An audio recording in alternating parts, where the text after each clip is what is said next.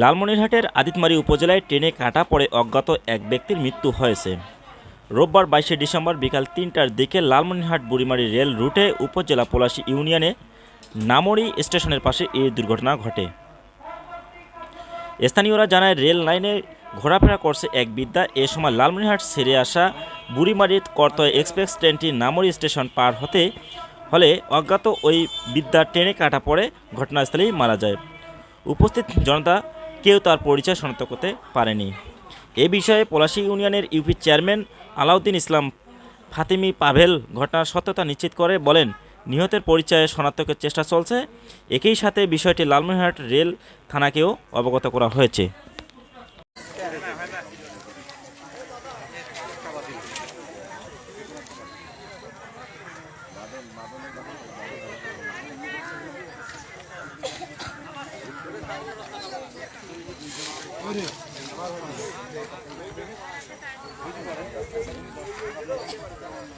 বলতেছে